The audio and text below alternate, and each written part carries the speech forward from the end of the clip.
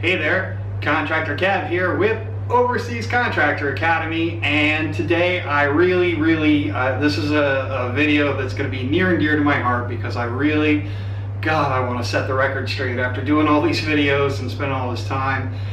This is going to be called the biggest misconceptions there are about being an overseas contractor, and there's actually a main one that I want to talk about. So come back in 12 seconds and let's talk about it.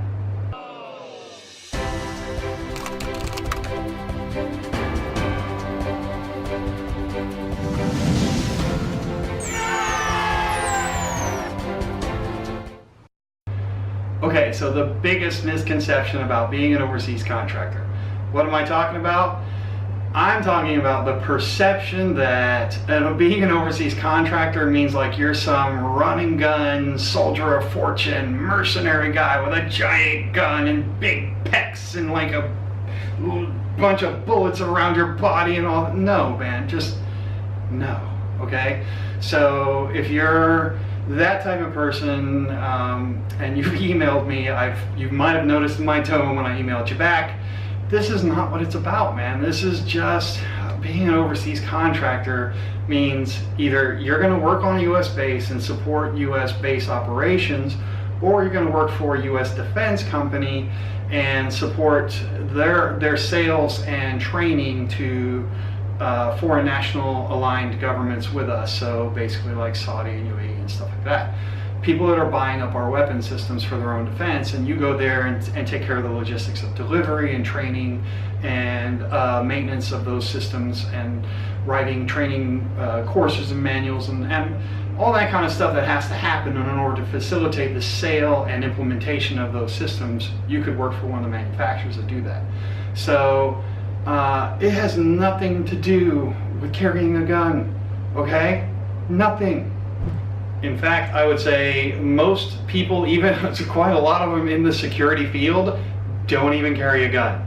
And so guys like me, contracts cost and oversight, HR people, guys that work on the aircon systems, welders, auto mechanics, things like that. We don't need a friggin' gun. We're on a U.S. base surrounded by the U.S. military.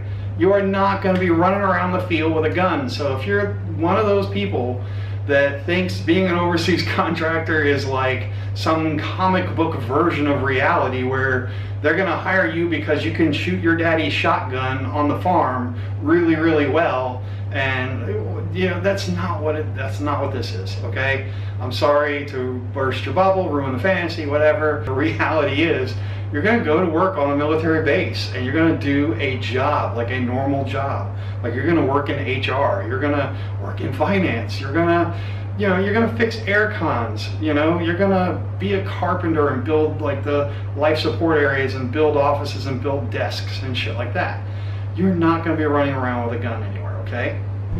From what I understand, there are maybe some places like in Africa or whatever where Western guys with combat experience can get hired on to be like hired mercs or whatever. That probably still happens, but again, as an American, odds are really high you're going to get underbid by, we call them, I've known some Brits, they call them just white Zims. In other words, some of the British expats that grew up and lived in Zimbabwe. You got the South Africans, of course. You have a lot of countries within Africa. Those guys actually know about Africa, and so that's who usually that's who staffs those kinds of roles, the kind of thing that Blackwater used to be involved with in Africa or whatever. But these days, they're going to work so much cheaper than, you literally as a U.S. citizen could go work as a waiter in Red Lobster and make more than what they're going to pay this guy to go run through jungles and get shot at. So, that makes no financial sense at all. So, no, there is no soldier of fortune stuff going on in the Middle East where, I know you maybe saw some movies or whatever, but basically these days, if it's a combat role, the U.S. military does it, okay? You're not allowed to, especially after everything that happened with Blackwater. Believe me, there is none of that crap going on. So if you're hired as a contractor, you're going to work on a base, or you're going to work in some company environment where you're gonna like dress decently every day and go to work and do some kind of normal job. You're not gonna be running around with a gun. Okay, that's just the truth of the situation.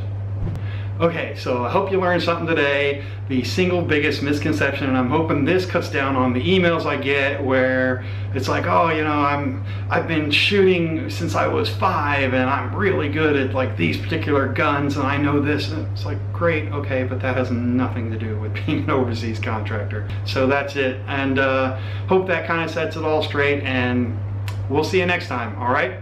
Thanks for watching.